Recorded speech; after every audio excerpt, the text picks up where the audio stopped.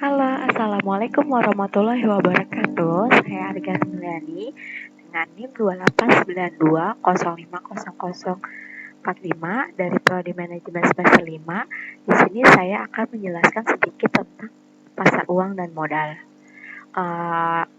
Mata kuliah ini diampu oleh Bapak dosen Dr. Sugeng Prayitno MM. Pengertian pasar uang. Pasar uang adalah tempat instrumen pendanaan jangka pendek diperdagangkan oleh pemilik modal kepada peminjam modal. Pasar uang hadir untuk menjawab kebutuhan akan sejumlah biaya atau dana jangka pendek yang harus dipenuhi secepat mungkin. Pasar ini juga disebut sebagai pasar kredit jangka pendek karena instrumen yang diperdagangkan memiliki periode waktu singkat, yakni hingga 1 tahun. Di sini pengertian pasar uang ada dari beberapa ahli yang saya ambil, yaitu menurut Eko Sudarmanto dan kawan-kawan, pasar uang atau yang disebut juga dengan money market adalah tempat pertemuan abstrak di mana para pemilik dana jangka pendek dapat menawarkan kepada calon pemakai yang dibutuhkannya, baik secara langsung ataupun melalui perantara. Dan yang kedua, dilansir dari b.co.id, yaitu pasar uang adalah bagian dari sistem keuangan yang berhubungan dengan kegiatan perdagangan, pinjam-meminjam, atau pendanaan berjangka pendek sampai dengan 1 tahun dalam mata uang rupiah dan valuta asing yang berperan dalam transmisi kebijakan moneter, pencapai stabilitas sistem keuangan, dan kelancaran sistem pembayaran. Kita membahas tentang karakteristik pasar uang. Apa sih karakteristik yang harus kita tahu? Yaitu yang pertama ada lokasi abstrak. Pasar uang tidak memiliki lokasi atau tempat fisik bertemunya penjual, perantara, dan calon pembeli. Oleh karena itu, pasar uang sering disebut sebagai tempat abstrak. Ini disebabkan transaksi dalam pasar uang yang dilaksanakan secara over-the-counter market atau disingkat dengan OCPC, artinya yaitu kegiatan jual beli dilakukan di balik meja kerja atau ruangan masing-masing para pelaku. Jadi yang kita mengerti itu lokasi abstrak itu lokasi yang hanya diam-diam saja mungkin, yang nggak banyak diketahui. Jadi misalnya kita ada transaksi, ya bodong lah gitu sih yang familiarnya. Yang kedua itu tidak terorganisir karena ketidakadaan tempat transaksi khusus dan otoritas langsung yang mengatur pengelolaan pasar uang menjadi kurang terorganisir. Meskipun begitu, keberlangsungan pasar uang tetap diawasi dan dipayungi hukum turunan bank sentral setiap negara. Yang ketiga ada instrumen jangka pendek. Pasar uang memiliki jangka waktu singkat, yaitu mulai dari overnight hingga 1 tahun. Untuk itu, instrumen yang diperdagangkan dalam pasar uang juga bersifat jangka pendek dengan likuiditas primer. Dan yang terakhir, tujuan jangka pendek. Pencari modal lewat pasar uang membutuhkan dana yang dapat dicairkan atau digunakan dengan segera karena ditunjukkan untuk membiayai kebutuhan jangka pendek. Selanjutnya kita membahas tentang fungsi pasar uang, yaitu yang pertama, sumber pendanaan. Pasar uang adalah sarana yang mempertemukan pemilik modal dengan peminjam modal. Bagi pencari modal, uang atau dana yang dimiliki oleh investor dapat digunakan untuk pembiayaan modal kerja atau ekspansi usaha. Dengan demikian, pasar uang merupakan salah satu sumber pendanaan yang dapat dimanfaatkan para pencari modal. Dan yang kedua, ada sarana investasi. Pemilik modal dapat menyalurkan dana yang dimilikinya dalam pasar uang sehingga uang tersebut dapat berputar, bahkan memperoleh keuntungan di kemudian hari. Kegiatan ini juga disebut investasi. Yang ketiga, melibatkan partisipasi masyarakat. Dengan adanya pasar uang, masyarakat bisa menempatkan kelebihan dana yang dimiliki melalui penjualan surat-surat berharga berjangka pendek. Surat berharga berjangka pendek ini diterbitkan oleh pemerintah guna memperoleh tambahan modal untuk mendukung pembangunan negara. Hal tersebut juga merupakan salah satu upaya pemerintah melibatkan peran masyarakat dalam membangun negara sebagai penanam modal atau investor. Yang keempat, menjaga stabilitas perekonomian. Salah satu tujuan utama pencari modal dalam jangka pendek ialah memenuhi kebutuhan mendesak akan pembiayaan. Ini bisa berlaku bagi perusahaan maupun perorangan. Jika kebutuhan itu tidak terpenuhi, pendapatan sebuah perusahaan bisa saja terganggu bahkan mengalami pailit. Partisipan utama pasar uang yaitu bank komersial.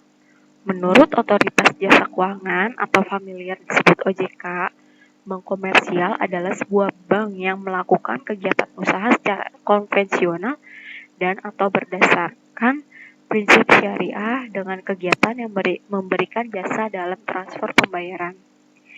Yang kedua dari pemerintah, perannya yaitu menghimpun dana dalam jumlah besar. Hal ini bisa ditempuh melalui berbagai cara seperti menerbitkan surat berharga atau menjual kewajiban jangka pendek. Yang ketiga ada perusahaan, bisnis non-keuangan dan bisnis keuangan non-bank mengumpulkan dana di pasar uang terutama dengan menerbitkan surat berharga dalam beberapa tahun terakhir. Semakin banyak perusahaan yang memperoleh akses ke pasar ini, perusahaan bisnis umumnya yang terlibat dalam perdagangan internasional juga menggalang dana di pasar uang melalui akseptasi bankir. Yang keempat ada bursa berjangka, yaitu kontak berjangka pasar uang dan opsi berjangka diperdagangkan di bursa terorganisir dan yang menetapkan dan menegakkan aturan perdagangan.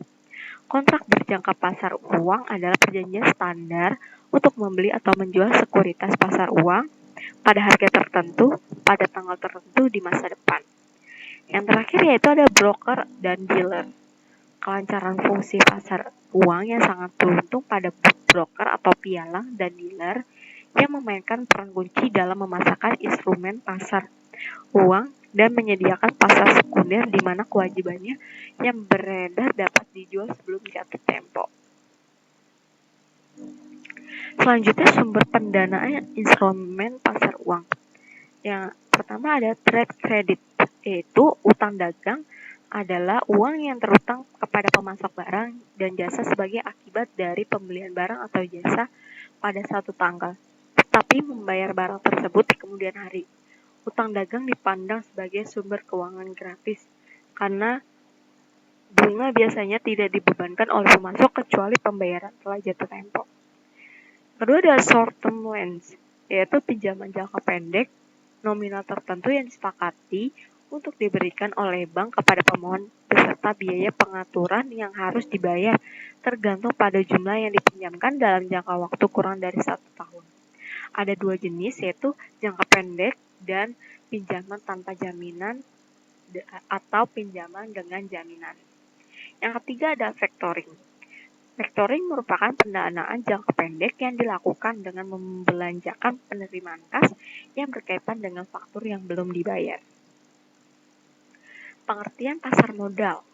Pasar modal diartikan sebagai pasar atau berupa tempat atau gedung yang disiapkan untuk menjual saham, obligasi, dan berbagai macam surat berharga.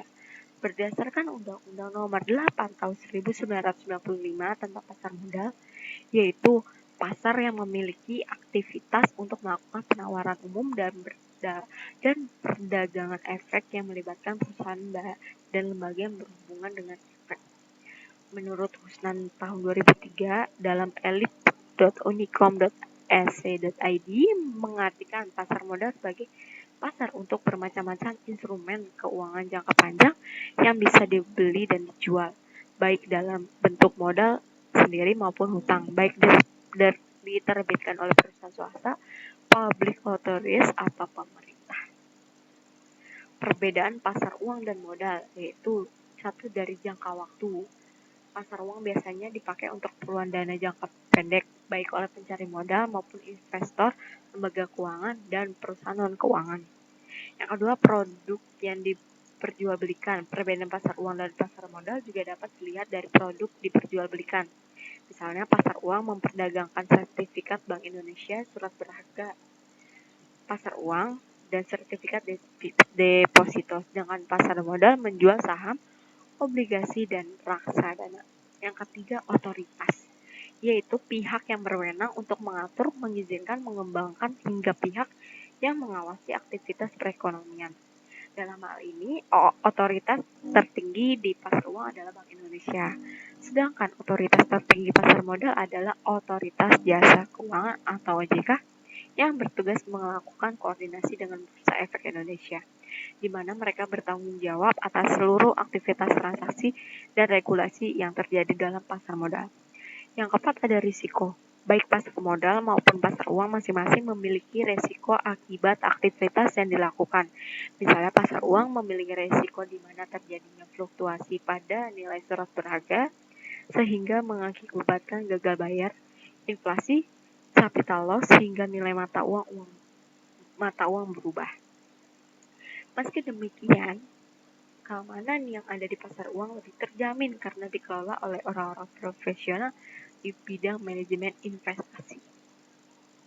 Contoh pasar uang dan modal yaitu pasar uang, contohnya pelaku pasar yang biasanya adalah lembaga keuangan seperti bank, yayasan, dana pensiun, perusahaan, asuransi, lembaga pemerintah, maupun individu masyarakat yang menyasar pada sertifikat Bank Indonesia atau SBI, surat berharga pasar uang atau SBPU, sertifikat deposito, interbank call money, commercial paper, and treasury bills. Yang kedua, contoh pasar modal. Secara ringkas dapat diartikan sebagai sarana bagi perusahaan dan institusi lain untuk bertemu. Biasanya pertemuan tersebut didasari karena membutuhkan pendanaan dari masyarakat yang ingin melakukan investasi. Contohnya yaitu jual beli surat berharga seperti saham, instrumen investasi reksadana, surat hutang atau obligasi, dan exchange traded fund atau ETF. Sekian penjelasan dari saya. Apabila ada kesalahan mohon dimaafkan. Wabillahi taufiq wal hidayah. Wassalamualaikum warahmatullahi wabarakatuh.